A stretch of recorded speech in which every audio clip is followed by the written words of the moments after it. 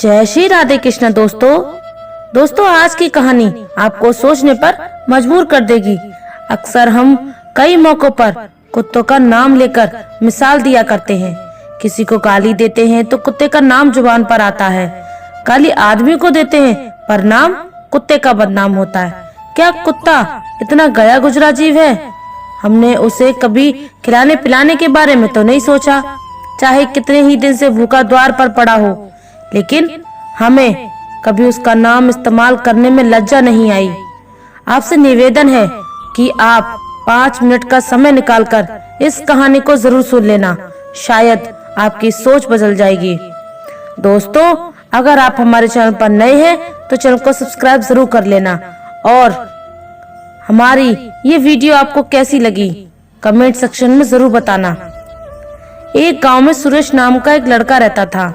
वो बहुत ही परेशान रहता था, कभी भी कुछ भी करता लेकिन उसको कुछ भी हासिल नहीं हो रहा था। तभी गांव के एक आदमी ने बताया कि एक पास के गांव में एक महात्मा आए हुए हैं, तुम उनसे जाकर मिलो। सुरेश अगले ही दिन उस महात्मा से मिलने के लिए निकल गया। वह पहुंचकर सुरेश ने देखा कि महात्मा अपने आश्रम में कुछ लोगों को उपदेश दे रहे थे। तभी सुरेश ने महात्मा को प्रणाम किया और कहा, गुरुदेव, मेरे मन में एक प्रश्न उठ रहा है। महात्मा ने कहा, बताओ, बिना संकोच के पूछो, क्या पूछना चाहते हो? आपके मन में वह कौन सा प्रश्न उठ रहा है? तब सुरेश ने कहा, गुरुदेव, मैं ये जानना चाहता हूँ कि कुत्ते को एक टुकड़ा रोटी खिलाने से मनुष्य को कौन सा फल मिलता है। तभी महात्मा ने बताया, अगर मनुष्य कुत्ते को रोटी खिलाने के 8 फायदे जान जाए तो कभी दुखी नहीं होगा। कुत्ते को एक टुकड़ा रोटी खिलाने से मनुष्य को 8 फायदे होते हैं तथा जो भी मनुष्य इन फायदों के बारे में जान जाता है उसका जीवन धन्य हो जाता है और उसको जीवन में कभी दुखों का सामना नहीं करना पड़ता। जो भी मनुष्य पृथ्वी लोक पर कुत्ते को एक टुकड़ा रोटी खिलाता है उसे 8 फायदे होते हैं और वह जीवन भर सुखी रहता है और उसे मृत्यु के बाद मोक्ष की प्राप्ति होती है। महात्मा ने कहा, तुम्हें एक कहानी सुनाता हूँ, ध्यान से सुनना, फिर तुम्हें सब पता चल जाएगा। एक समय की बात है, एक काले रंग का कुत्ता था। वह बहुत ही लाचार था और भूखा प्यासा था। वह गांव के सभी के घर घर में जागता, परंतु उसे कोई भी व्यक्ति रोटी का एक टुकड़ा भी नहीं देता। वह भूख के मारे इधर उधर घूमता रहता। एक दिन वह गांव के बाहर नदी के किनारे एक ऋषि के आश्रम पर पहुंच गया और ऋषि से कहने लगा, हे मुनिवर, मुझे लगता है आप बहुत ही विद्वान तथा ज्ञानी हैं, इसलिए मैं भूखा प्यासा आपके पास आया हूँ। कृपया करके आप मुझे एक टुकड़ा रोटी दे दे जिसे मैं खाकर अपनी भूख शांत कर सकूं। तभी वह ऋषि कहते हैं, क्या तुम्हें गांव में एक टुकड़ा रोटी किसी ने नहीं दिया जिसे तुम खाकर अपनी भूख को मिटा सको? वह कुत्ता ऋषि से कहता है, हे मुनिवर, मैं आपको क्या बताऊं, आप मेरी बातों पर विश्वास नहीं करेंगे। तभी वे ऋषि कहते हैं, तो बताओ, तुम्हारी बातों पर मैं विश्वास अवश्य करूंगा, मुझे तुम बहुत ही लाचार दिखाई पड़ते हो। तभी वह कुत्ता कहता है, ठीक है मुनिवर, मैं आपको अपनी बीती बताता हूँ। कुत्ता ऋषि से कहता है, हे मुनिवर, दुनिया के लोगों को हम पर रहम करो। हमारा कोई घर नहीं होता, कोई आसरा नहीं होता, कमाकर खाना हमें नहीं आता, हमें वस्त्र भी पहनने का ज्ञान नहीं है, इसलिए सर्दी गर्मी और बरसात में हम ऐसे ही घूमते रहते हैं। हमें पढ़ना लिखना भी नहीं आता। मुनिवर, आपकी तरह हमें अनुशासन नहीं आता, हमें आपकी तरह बोलना नहीं आता, ये हमारा दुर्भाग्य ही है। परंतु हमें आपकी तरह भूख भी लगती है, चोट लगने पर हमें आपकी तरह पीड़ा भी होती है, हमें आपकी तरह रोना भी आता है। बस इन्हीं 3 कर्मों में हम आपकी बराबरी करते हैं, इसलिए हम पर दया दिखाइए, हमें और कष्ट मत दीजिए। ईश्वर ने तो हमें वैसे भी कष्ट देकर ही भेजा है, ऊपर से आप लोग हमें परेशान करते रहते हैं। हम आपकी तरह मनुष्य नहीं हैं, हम पराधीन जीव हैं। जब हमारा जन्म हुआ उस समय हमारे आंख कान बंद थे, कह नहीं सकते थे कि उस समय आपके जन्म पर जैसे नाच गाना होता है, बाजे बजते हैं, खुशी मनाई जाती है, हमारे जन्म पर भी यह सब हुआ होगा। हमारे जन्म पर किसने खुशियां मनाई होंगी। हम जिस बिछौना पर थे वह रुई का नरम तो था, सर्दी बिल्कुल नहीं लगती थी। मैं मन में सोच रहा था कि किसी बड़े घर में पैदा हुआ हूँ, लेकिन जब हमारी आंखें खुली तो मैंने देखा कि हमारी माँ, जिसे आप लोग कुतिया बोलते हो, वह अपने 5 बच्चों को छाती से चिपकाकर एक राख की ढेर पर पड़ी थी। हम 5 भाई थे, बाकी 4 भाई तो लाल और भूरे रंग के थे, मैं अकेला ही काले रंग का था। सबसे छोटा मैं ही था, इसलिए कमजोर था। मेरी माँ हम लोगों के पास कम ही आती थी, क्योंकि उसे भी अपने भोजन की व्यवस्था करनी पड़ती थी, और अगर वो भोजन के लिए इधर उधर दौड़ती रहती थी।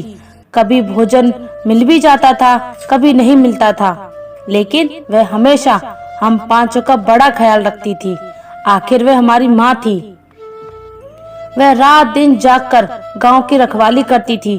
किसी की मजाल नहीं थी कि कोई अनजाना आदमी बुरी नीयत से गांव की तरफ झांक जाए। हमारे गांव में दूसरे गांव के कुत्ते भी हमारी माँ के डर के मारे गांव में नहीं आते थे। गांव के किसी किसान के खेत में कोई जानवर बड़ी फसल और खड़ी हुई फसल खाने आते तो हमारी माँ उसे दौड़ाकर भगा देती। गांव वालों के लिए इतना सब करने के बाद भी कोई भी मनुष्य तो हमारी माँ को भोजन तक नहीं देता था। भोजन के लिए हमारी माँ को मजबूर होकर छीना झपटी करनी पड़ती थी। कई बार तो लोग उसे लाठी डंडों से पीट पीट कर भगा देते थे। बेचारी उस दिन भूखी प्यासी रहकर पेट की आग से जलती रहती थी। वह कहता है कि हे मुनिवर, आखिर भूख तो हमें भी आपकी तरह लगती है। ऊपर से उसे अपने 5 बच्चों की चिंता भी लगी रहती। आखिर माँ जो थी, भूख उसे चैन से बैठने नहीं देती थी, और गांव वालों का भी उसे देखकर हृदय नहीं पसीजता था।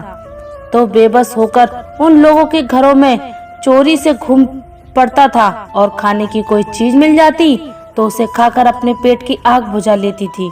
कई बार तो लोग उसे खाने की वस्तु ले जाते थे, देखते ही लाठी डंडे लेकर उसके पीछे पड़ जाते। कुछ निर्दय लोग तो कई बार उसे घर के अंदर बंद करके पीटते थे, हमारी माँ का बुरा हाल कर देते थे। फिर वह कुत्ता ऋषि से कहता है, हे मुनिवर, हमारी माँ ने क्या बिगाड़ा था? उसने सिर्फ अपने पेट के लिए भोजन ही तो चुराया था। चोरी करने का हमें कोई शौक नहीं है, पर पापी पेट हमें यह सब करने के लिए मजबूर कर देता है। एक दिन की बात है, बड़ी जोरदार बरसात हो रही थी, ओले पड़ रहे थे, ठंडी हवा चल रही थी। उस ठंड में ठिठुर कर हमारे 3 भाई मर गए। उस दिन हमारी माँ बहुत रोई थी, लेकिन मनुष्य हमारी पीड़ा को नहीं समझा, क्योंकि उसके बच्चे थोड़े ही मरे थे। फिर वह कुत्ता कहता है, हे मुनिवर, अब हम सिर्फ 2 भाई रह गए थे। हमारी माँ हम दोनों की अच्छे से देखभाल करने लगी।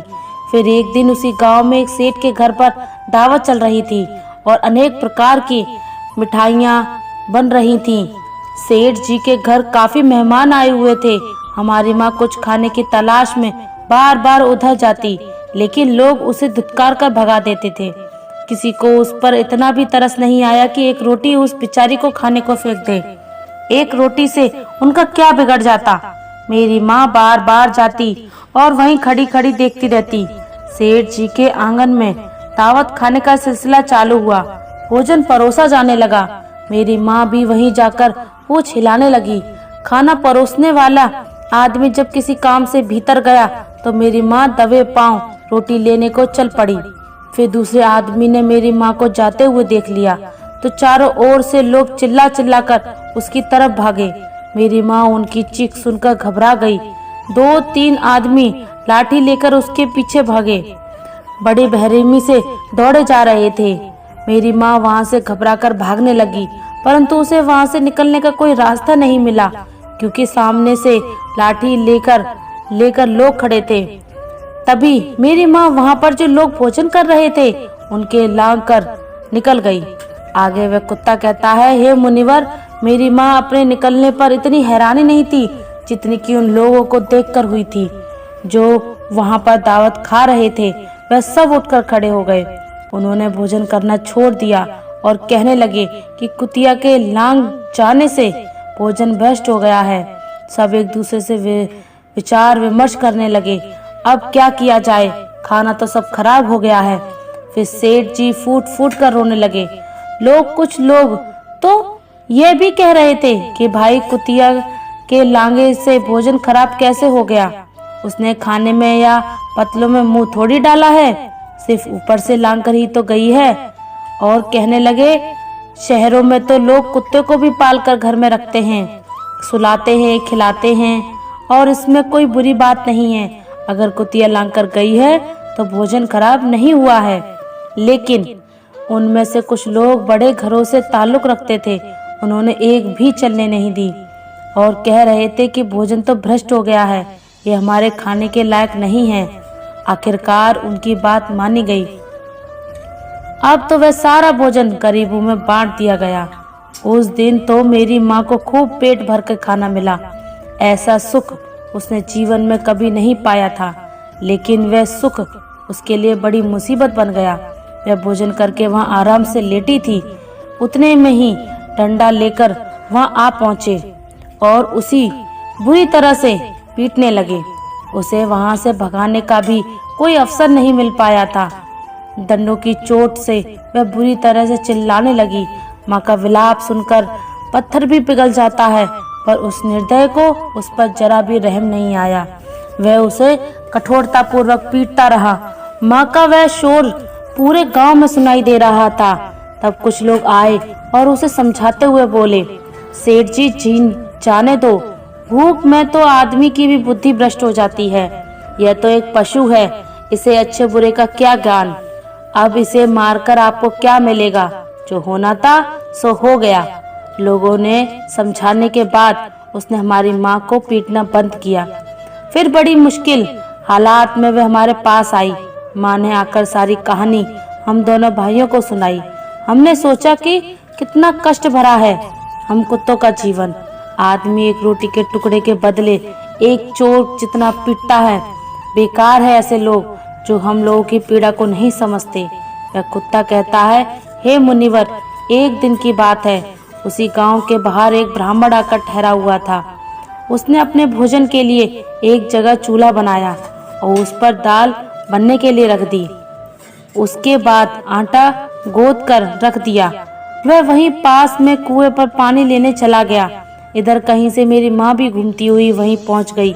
उसने आटे को देखा तो सोचने लगी कि शायद इस आटे का कोई मालिक नहीं है। यही सोचकर वह उस आटे को खाने लगी।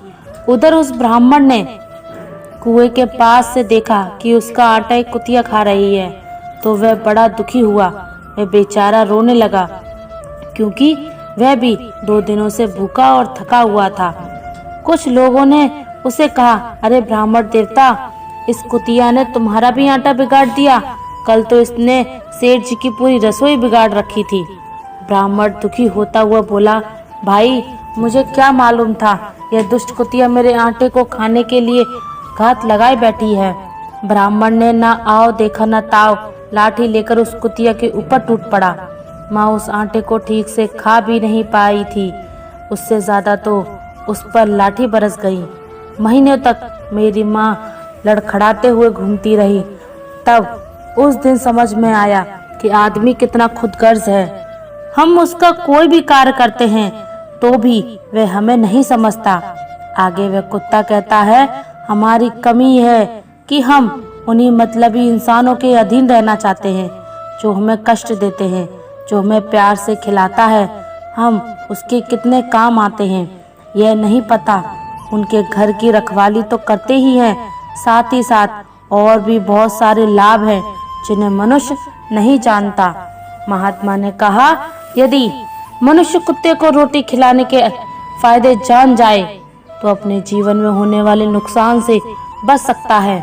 आज मैं आपको बताऊंगा कुत्ते को रोटी खिलाने के 8 फायदे। मनुष्य को पता नहीं है कि जब भी घर में रोटी बनाई जाती है तो सबसे पहली रोटी गौ माता की होती है और पिछली रोटी कुत्ते की होती है। महात्मा ने कहा, ऐसा ही विधान भगवान ने बनाया था, लेकिन भगवान के बनाए उस विधान को भूलकर मनुष्य अगली और पिछली रोटी स्वयं ही खा जाता है, उसका दुष्परिणाम और दुष्प्रभाव उसके जीवन पर पड़ता है। कुत्ता वह प्राणी है जिसको रोटी खिलाने से मनुष्य के जीवन में पड़ने वाले ग्रहों के दोष भी दूर हो जाते हैं। महात्मा ने कहा, कुत्ते को रोटी खिलाने का पहला फायदा, कुत्ते को रोटी खिलाने के क्षण का नकारात्मक प्रभाव कम हो जाता है। शनि ग्रह जब अपनी कुदृष्टि डालता है तो हर मनुष्य बर्बाद हो जाता है। जिस व्यक्ति पर उनकी महादशा का आरंभ हो जाता है तो बने बनाए काम अपने आप बिगड़ने लगते हैं और वह मनुष्य आर्थिक तंगी का शिकार हो जाता है। उस स्थिति में व्यक्ति यदि कुत्ते को रोटी खिलाता है तो उस पर शनि का दुष्प्रभाव बहुत ही कम होता है। कुत्ते को रोटी खिलाने का दूसरा फायदा, कुत्ते को रोटी खिलाने से भाग्य आपके पक्ष में हो जाता है। आपके घर के अंदर नकारात्मक शक्ति नष्ट हो जाती है। कुत्ते को रोटी खिलाने का तीसरा फायदा, कुत्ते को रोटी खिलाने से माता लक्ष्मी प्रसन्न होती हैं और आपके घर में धन दौलत की कभी कमी नहीं होने देती हैं। और चौथा फायदा, कुत्ते को रोटी खिलाने से आपके ऊपर कर्ज नहीं चढ़ता और जो पहले से आप कर्जदार हैं उससे भी मुक्ति मिल जाती है। और पांचवा फायदा, कुत्ते को सुबह शाम भोजन देने से आपका व्यापार बहुत अच्छे से चलता है। कुत्ते को रोटी खिलाने का छठा फायदा, कुत्ते को रोटी देने से आपकी आयु में वृद्धि होती है और अटका हुआ धन वापस मिल जाता है। और सातवां फायदा, कुत्ते को रोटी देने से हमेशा आपका स्वास्थ्य अच्छा बना रहता है और मानसिक रूप से आप मजबूत रहते हैं। आपका मन हमेशा ऊर्जावान रहता है, अच्छे विचार आपके मन के अंदर आते हैं। कुत्ते को रोटी खिलाने का आठवां फायदा, रोटी खिलाने से भगवान प्रसन्न रहते हैं क्योंकि भगवान को समस्त जीवों की चिंता रहती है और जो समस्त जीवों पर दया खाता है भगवान भी उस मनुष्य से हमेशा प्रसन्न रहते हैं।